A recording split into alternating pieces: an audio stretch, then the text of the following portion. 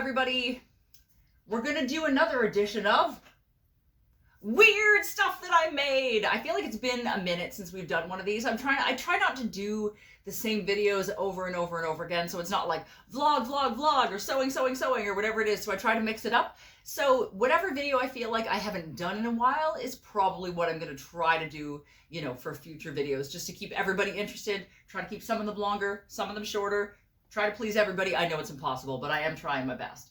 So anyways, since I was recently on So Fierce, I don't know if you guys watched it. If you did, please talk about it in the comments. Let me know what you thought. No spoilers. I'm not going to tell you anything, but you know, let me know what you thought of the outfits I made and how the finale went down and the whole thing. It's I have a lot of big feelings about it that I'm still dealing with.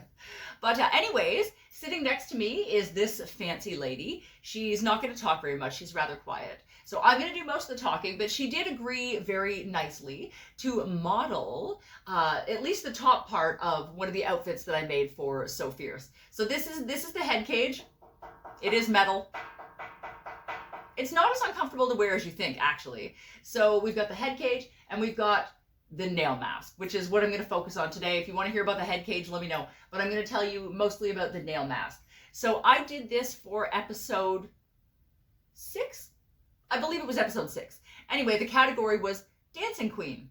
And our little prompt said, you know, make an outfit inspired by a performance by a musician or a music video. So the judges came in and they went around the room. They cut this part out. But they went around the room and they asked us what video we were going to do. So, you know, some of the people said, oh, I'm doing Dancing Queen by ABBA. That's what Diana did. I believe Ben's video was Get on the Floor by Jennifer Lopez.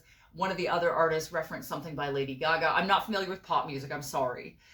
Anyway, so I chose to do Prison Sex by Tool. So if you've ever seen it, awesome. If you haven't, please stop now. Go watch Prison Sex by Tool and then come back, because it's very important. You're not going to understand this unless you've seen that video.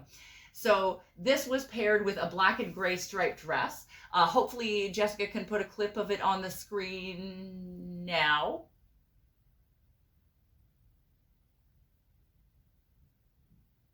Okay, did you love that? So that was my fabulous person, Charlize, my model that I was assigned for the show. Her name is Charlize Angel. She's fucking amazing. Go follow her on all the things. We're going to put Charlize's stuff all below as well, so you can follow her when you're done with this video. Anyway, she rocked the shit out of everything that I asked her to put on. I was so worried, to be completely honest. I was so worried I was going to get a drag queen that was very like sparkles and rhinestones and glitter, which they all love, which don't get me wrong, I love sparkles and rhinestones and glitter as well. But that's not what I was there to do, and that's not what I made. And I was really worried that I would get a model that didn't get it and didn't like sell it correctly for me, but I lucked out so hard. Charlize is incredible. She went above and beyond every single challenge. Like, I literally could not have asked for better. And while all the other models were running around with like giant eyelashes and, you know, blush and lipstick and all the beautiful things, Charlize was walking around like half covered in filth, just looking like a weird creature all the time, and loved every minute of it. I'm so proud of her. She did me the best job that I could have asked for. So on this day, she modeled my Dancing Queen creature. And this mask, actually, I made I started with a base of Warbler, which is heat fusible plastic for any of you that are not aware. So I just measured the distance on my own face of how tall I wanted this to be, cut a strip of Warbler, heated it up with the heat gun, and then heat formed it to my face. So this is actually made of mold of my personal face. And luckily, Charlize has a very similar build. Like, she's almost my body double, so it fit her really, really well. And then I got these strips of like off-white cotton, and I just frayed the shit out of them, heated the mask up again, pressed the cotton into the heated plastic so that it stuck there. And then these are actually real nails, unsurprisingly. To any one of you that knows me, knows how I sew, I don't use fake shit. Those are real nails. So I took my grinder, put them all in the vise, cut the tips off all the nails to the length that I wanted them, kept them in the vise, bent the shit out of them with a hammer so they're all like in weird angles and they're all fucked up looking. And then I just superheated the nails with my heat gun and a lighter, and then jammed them into the plastic. So they're like embedded in the plastic mask through the fabric. And then something they didn't show you on the show and they will never tell you, but this is actually a really cool story. I'm going to have to show you this up close, actually, before I tell you this, because it's gonna be, I don't know how you're going to feel about this. Let me show you. Hang on. Okay, so here we have the up close of the nail mask. You'll notice it's missing. There's a hole right there. It's missing a few nails here and there. They fell out on set. But look at how bent, look at how terrifying this is. Also, you can see out of it, by the way, there's an eye hole right there. And there's another eye hole right there. The judges actually called me out and didn't think that my model could see, and they thought this was like a danger, but she could see just fucking fine. So anyway, here it is. So let me tell you the story about the paint dried blood. So I was sitting trying to mix a color for dried blood, and I wanted it to look really real, and as you can tell, so it does. And I was trying to mix paint, and it was too pink, it was too red, it was too brown, it wasn't working, and I was running out of time. What was I going to do? So one of the other people that was there on set with me walked by me and elbowed me and said, "It's too bad you can't just use real blood, isn't it?" At which point, I cut my hand open and painted this with my actual blood. The crew was not impressed, but I was like, too late, it's already done. And man, does it look realistic. That is my own blood on that. And I am so proud of this creation. Like, it looks really, really cool. So yes, that is my real blood. I definitely did not tell the judges until after the judging was done. I told them afterward.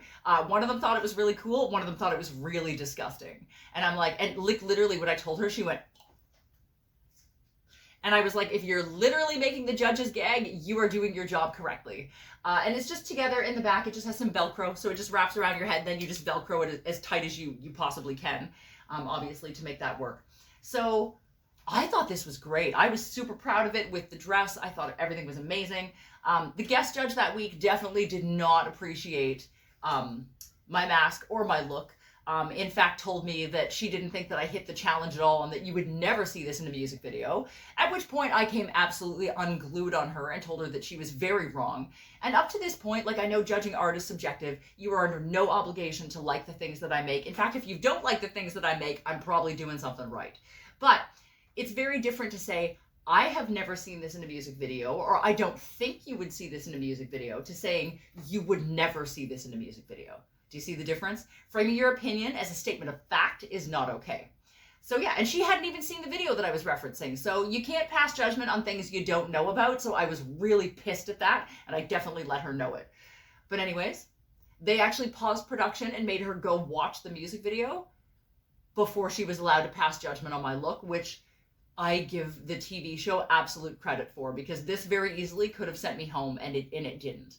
So that made me really happy that they actually made her have a frame of reference for it before she was allowed to, like, make her decision on it. So that's a good thing. And there's so much more. There's so much more drama and so much more crazy that I don't have time to tell you right now, because these are supposed to be short videos. But anyway, this is just about this, just about the nail mask, nothing else. I know I've talked more about the look than, you know, just the mask itself, but I really love this. I've never made anything like it before. And I just had inspiration that, like, you know, what if you were like bandaged? It's kind of a combination of, like, you know, Silent Hill. I've never actually seen Silent Hill, but I know what those nurses look like because, you know, I was in the costume business. So I have to know all these things with, you know, Prison Sex by Tool and kind of like weird medical and like horror and torture and just, you know what I mean? Like I said, when I did the presentation to the judges for the music video look, I said, if you saw a glitter outfit, you know, one of these Lady Gaga outfits on your screen as you were walking through your living room, you'd think, oh, that's neat. And you'd keep going and you'd make dinner and that would be the end of it. But if you saw this and that weird creature like on your screen, it would stop and it would make you think and it would make you feel something. You would be either like, wow, this is really disgusting, I need to know more about this, or ooh, that makes me feel really uncomfortable, or wow, I'm really into this, let me find out more about it. But either way, it's going to stop, it's going to make you think, it's going to make you think about it later, and it's going to make you feel something. And in my opinion, that's what art and that's what drag should do. It should give you emotions. They don't always have to be good, right? But it should make you like feel like, everyone is so numb these days. You just see stuff on the internet, you just blindly scrolling on your phone, not paying attention. You can't remember what you saw 5 minutes ago, I promise. But I hope that you'll remember this. And that's what I was aiming for. And the fact that the guest judge hated it, and the fact that it made another one of the judges like physically sick, and the other one of the judges thought it was really cool, I have done my job. Despite the fact that I didn't win this week, I didn't expect to. But like, I was proud of myself. So there you have it. I guess that's my long ramble about making the nail mask. I hope you loved it. Please give this video a thumbs up if you did love it. Let me know what you thought about the nail mask and the dress that went with it, and my, week 6 performance on So Fierce if you've seen it. If you haven't, at least you saw that little clip, so that gives you a little bit of an idea. And I think that's it. Subscribe to my channel if you haven't already. Follow me on social media. I have all of them. Also Charlize, because she's fucking amazing. Follow her on social media. We're going to put that all below. And I think that's it. Like, subscribe, follow me and Charlize on social media. You can buy me a Ko-fi if you want to. It's ko-fi.com/MadamAbsinthe. And that's it. I'll see you guys all around for the next edition of Weird Stuff That I Made. Cut camera, and you did great. I know you're camera shy, sweetie, but like you did amazing. The internet's gonna love you, I promise.